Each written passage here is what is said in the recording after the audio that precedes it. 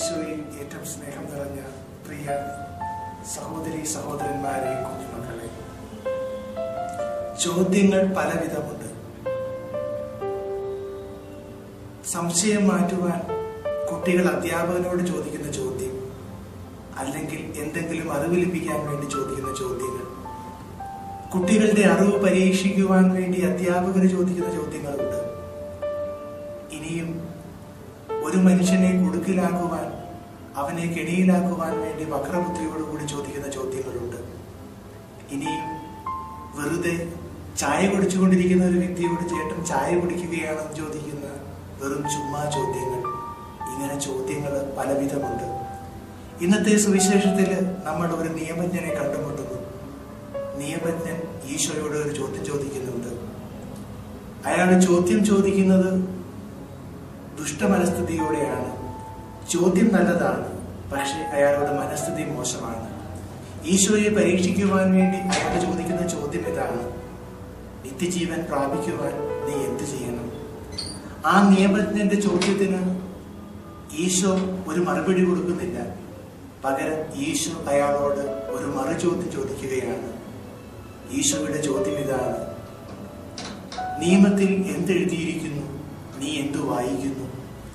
നിയമം പഠിച്ച, നിയമത്തിന്റെ വള്ളിപ്പുള്ളി അറിയാവുന്ന അറിവുള്ള ആ മനുഷ്യന് ഉത്തരം കൊടുക്കുവാൻ വിഷമമുണ്ടായില്ല.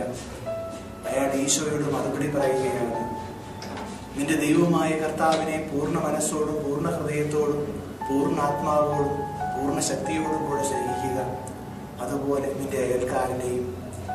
ഉത്തരം ശരിയായി കൊടുത്ത ആ മനുഷ്യൻ സ്വയം നീതീകരിക്കുവാൻ വേണ്ടി ഈശോയോട് മറ്റൊരു മറുചോദ്യം കൂടി ചോദിക്കുകയാണ്: ആരാണ് എൻ്റെ അയൽക്കാരൻ? ഈശോ അതിന് മറുപടിയായിട്ട് പറയുന്നത് ഒരു ഉപമയാണ്. ആ ഉപമയാണ് നമുക്കേവർക്കും സുപരിചിതമായ സമരിയാക്കാരന്റെ ഉപമ. ജെറൂസലേമിൽ നിന്നും ജെറീക്കോയിലേക്ക് പോകുന്ന ഒരു മനുഷ്യൻ. ആ മനുഷ്യൻ കവർച്ചക്കാരുടെ കയ്യിൽ അകപ്പെടുന്നു. ആ മനുഷ്യനെ കവർച്ചക്കാര് അർത്ഥപ്രാണനാക്കിയിട്ട് കടന്നു പോകുന്നു. ജെറൂസലേമിൽ നിന്നും ജെറീക്കോയിലേക്ക് ഏതാണ്ട് 17 മൈലോളം അകലമുണ്ടെന്നാണ് കണക്കാക്കപ്പെടുന്നത്. ഈ യാത്രക്കിടയിലാണ് ഈ മനുഷ്യൻ, ഒരുപക്ഷെ അയാൾ പോയത് എന്തെങ്കിലും സുപ്രധാനമായ ഒരു കാര്യത്തിന് വേണ്ടി ആയിരുന്നിരിക്കാം. പക്ഷേ ആ യാത്രയിൽ അയാൾ കവർച്ചക്കാരുടെ കയ്യിൽ അകപ്പെടുന്നു. കവർച്ചക്കാര് അയാളെ അർത്ഥപ്രാണനാക്കിയിട്ട് കടന്നു പോകുന്നു. അർത്ഥപ്രാണനായി കിടക്കുന്ന മനുഷ്യന് അപ്പോഴും അയാളുടെ മനസ്സിൽ ചില പ്രതീക്ഷകളൊക്കെ ഉണ്ടായിരുന്നിരിക്കണം. അയാൾ കരുതിയിട്ടുണ്ടാകാം, എൻ്റെ ഈ അവസ്ഥ കണ്ട് കടന്നു വരുന്ന ആരെങ്കിലും എന്നെ സഹായിക്കുമെന്ന് അയാൾ കരുതിയിരുന്നിരിക്കാം. അപ്പോഴാണ് ഒരു പുരോഹിതൻ കടന്നു വരുന്നത്. പുരോഹിതൻ കടന്നു വന്നപ്പോൾ അയാൾ കരുതി, ഇദ്ദേഹം ഒരു പുരോഹിതനാണ്, ദൈവത്തിനും ദൈവജനത്തിനും വേണ്ടി ജീവിക്കുന്ന ഒരു മനുഷ്യനാണ്, തീർച്ചയായും എന്നെ സഹായിക്കും എന്ന് അയാൾ പ്രതീക്ഷിച്ചിരുന്നിരിക്കാം. പക്ഷേ ആ പുരോഹിതൻ അയാളെ കണ്ട് വഴിമാറി പോവുകയാണ്. കുറച്ചു കഴിയുമ്പോൾ വരുന്ന ഒരു ലേവായൻ. അപ്പോഴും ഒരുപക്ഷെ അയാൾ പ്രതീക്ഷ കൈവിട്ടിരുന്ന് കാണില്ല. അയാൾ കരുതി, ഈ ലേവായൻ എന്നെ സഹായിക്കുമായിരിക്കാം, അയാൾ എനിക്ക് വേണ്ടി തന്റെ സഹായഹസ്തം നീട്ടുമായിരിക്കാം. പക്ഷേ ആ ലേവായനും ആ മനുഷ്യനെ സഹായിക്കുവാൻ തയ്യാറാകുന്നില്ല. ഇങ്ങനെ പ്രതീക്ഷ നഷ്ടപ്പെട്ട് അർത്ഥപ്രാണനായി എല്ലാം ഉപേക്ഷിക്കപ്പെട്ടു എന്ന അവസ്ഥയിൽ കഴിയുമ്പോൾ ഒരു സമരിയാക്കാരൻ വരുന്നു. ആ സമരിയാക്കാരൻ വരുമ്പോൾ ആ അവശനായി കിടക്കുന്ന, അർത്ഥപ്രാണനായി കിടക്കുന്ന ആ ഒരു വ്യക്തി യാതൊരു പ്രതീക്ഷയും വെച്ച് പുലർത്തുന്നില്ല. കാരണം യഹൂദരും സമരിയാക്കാരും തമ്മിൽ നല്ല ബന്ധത്തിലായിരുന്നില്ല. അത് തന്നെയുമല്ല, സമരിയാക്കാരെ വളരെ മോശക്കാരായിട്ടാണ് യഹൂദര് കണക്കാക്കിയിരുന്നത്. ഈ അവസരത്തിൽ ഒരു പ്രതീക്ഷയും അയാൾ വെച്ച് പുലർത്തുന്നില്ല. ഒരു പ്രതീക്ഷയും മനുഷ്യനുണ്ടാകാതിരിക്കാൻ മറ്റൊരു കാരണം കൂടിയുണ്ട്. സമരിയാക്കാരുടെ നിയമം അനുസരിച്ച് ഒരു വ്യക്തി ഒരു ശവശരീരത്തെ സ്പർശിക്കുകയാണെങ്കിൽ അയാൾ അശുദ്ധമാകുമെന്നാണ് സമരിയാക്കാർ വിശ്വസിച്ചിരുന്നത്. ഇതൊക്കെ മനസ്സിലാക്കിയിരുന്ന ഈ അർത്ഥപ്രാണനായ മനുഷ്യൻ, അദ്ദേഹത്തിന് അല്പമെങ്കിലും ബോധമുണ്ടായിരുന്നെങ്കിൽ, അദ്ദേഹത്തിന് അല്പമെങ്കിലും ചിന്തിക്കുവാനുള്ള ശക്തി ഉണ്ടായിരുന്നെങ്കിൽ അദ്ദേഹത്തിന് ഒരു പ്രതീക്ഷയും ഉണ്ടാകുമായിരുന്നില്ല. പക്ഷേ പ്രതീക്ഷയ്ക്ക് വിപരീതമായി ആ സമരിയാക്കാരൻ അവിടെ കിടക്കുന്ന തന്റെ സഹായം ആവശ്യമുള്ള ആ മനുഷ്യന്റെ മുമ്പിൽ സഹായഹസ്തം നീട്ടുകയാണ്. അയാളുടെ കഴുതപ്പുറത്തുനിന്ന് പുറത്തിറങ്ങുന്നു. ഈ മനുഷ്യന്റെ മുറിവുകൾ വച്ചു കിട്ടുന്നു. ഈ മനുഷ്യനെ സത്രത്തിൽ കൊണ്ടുപോയി ആക്കുന്നു. അതിനുശേഷം സത്രക്കാരനോട് പറയുകയാണ്, ഇവന്റെ ചെലവിന് ഞാൻ തരുന്ന ഈ ധനാറ പോരെങ്കിൽ ഞാൻ വീണ്ടും വരുമ്പോൾ നിനക്ക് ഞാൻ തന്നുകൊള്ളാം. ഈ ഉപമ പറഞ്ഞ് അവസാനിപ്പിച്ച ശേഷം ഈശോ ആ നിയമജ്ഞനോട് ഒരു ചോദ്യം ചോദിക്കുകയാണ്. കവർച്ചക്കാരുടെ പിടിയിൽ അകപ്പെട്ട ആ മനുഷ്യന് യഥാർത്ഥത്തിൽ അയൽക്കാരനായത് ഇവരിൽ ആരാണ്? അതിനുത്തരം പറയുവാൻ നിയമജ്ഞന് വിഷമമുണ്ടായില്ല. നിയമജ്ഞൻ പറയുകയാണ്, അവനോട് കരുണ കാണിച്ചവൻ തന്നെ. ഈശോ അയാളോട് പറയുകയാണ്, നീയും അതുപോലെ ചെയ്യുക. ഈ ഉപമയിൽ നമുക്ക് 6 കഥാപാത്രങ്ങളെ കണ്ടുമുട്ടാൻ സാധിക്കും. ആദ്യത്തെ കഥാപാത്രം ജെറൂസലേമിൽ നിന്ന് ജെറീക്കോയിലേക്ക് യാത്രയാകുന്ന ആ മനുഷ്യനാണ്. രണ്ടാമത്തെ കഥാപാത്രങ്ങള് കവർച്ചക്കാരാണ്. കവർച്ചക്കാര് അയാളെ അർത്ഥപ്രാണനാക്കിയിട്ട് കടന്നു പോകുന്നു.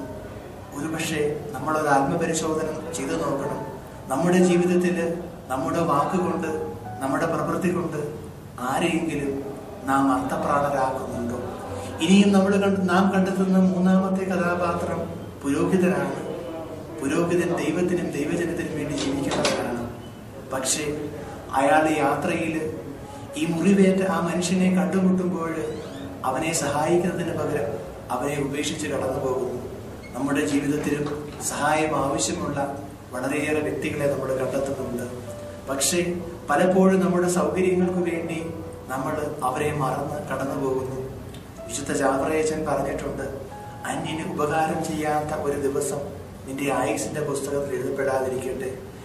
ഇനി നമ്മൾ നാലാമതായിട്ട് കണ്ടുമുട്ടുന്ന കഥാപാത്രം ലേവായനാണ്. ലേവായനും ദൈവശുശ്രൂഷയ്ക്ക് വേണ്ടി നിയോഗിക്കപ്പെട്ടവരാണ്.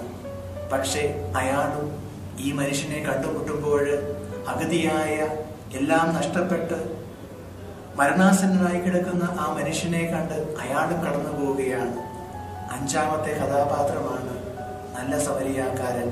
നല്ല സമരിയാക്കാരൻ ആ മനുഷ്യന്റെ മുറിവുകൾ വച്ചുകെട്ടി അവനെ, അർത്ഥപ്രാണനായ ആ മനുഷ്യനെ ജീവിതത്തിലേക്ക് തിരിച്ചു കൊണ്ടുവരുന്നു. ആറാമത്തെ കഥാപാത്രം സത്രം സൂക്ഷിപ്പുകാരനാണ്. സത്രം സൂക്ഷിപ്പുകാരന് ഒരുപക്ഷെ ഈ മുറിവേറ്റ മനുഷ്യനെ ഇയാളുടെ സത്രത്തിൽ കൊണ്ടുപോയി ആക്കുമ്പോൾ ഒരുപക്ഷെ അയാൾക്ക് പറയാമായിരുന്നു, എന്റെ സത്രത്തിൽ മുറിവേറ്റവരെ പ്രവേശിപ്പിക്കാൻ എനിക്ക് ആകുകയില്ല. നമുക്കറിയാമല്ലോ, യൂസേപ്പ് മാതാവിന് പ്രസവ സമയമായപ്പോൾ ഈശോയ്ക്ക് ജന്മമേകുവാൻ അവർ അനേക സത്രങ്ങളിൽ മുട്ടി വിളിക്കുന്നുണ്ട്. പക്ഷെ അന്ന് അവർക്ക് വേണ്ടി ആരും സത്രം തുറന്നു കൊടുത്തില്ല. പക്ഷെ നമ്മൾ ഈ ഉപമയിൽ കണ്ടുമുട്ടുന്ന ഈ സത്രം സൂക്ഷിപ്പുകാരൻ മുറിവേറ്റവന് വേണ്ടി തന്റെ സത്രം തുറന്നു കൊടുക്കുന്നു. നമുക്കൊന്ന് ആലോചിച്ചു നോക്കാം. നമ്മുടെ ഹൃദയത്തില് മറ്റുള്ളവർക്ക് വേണ്ടി വാസസ്ഥലമുണ്ടോ എന്ന് നമ്മൾ അന്വേഷിച്ചു നോക്കണം. അന്ന് മാതാവും യൂസേപ്പ് പിതാവും സത്രത്തിൽ മുട്ടി വിളിച്ചപ്പോൾ ഈശോയ്ക്ക് വേണ്ടി വാതിൽ തുറന്നു കൊടുക്കുവാൻ ഒരു സത്രം സൂക്ഷിപ്പുകാരൻ തയ്യാറായില്ല. പക്ഷെ ഇന്നത്തെ സത്രം സൂക്ഷിപ്പുകാരൻ, ഈ ഉപമയിൽ കണ്ടെത്തുന്ന സത്രം സൂക്ഷിപ്പുകാരൻ ഈ മുറിവേറ്റവന് വേണ്ടി തന്റെ വാതിലുകൾ തുറന്നു കൊടുക്കുവാൻ തയ്യാറാകുന്നു. നമുക്ക് ഒന്ന് ആലോചിച്ചു നോക്കാം.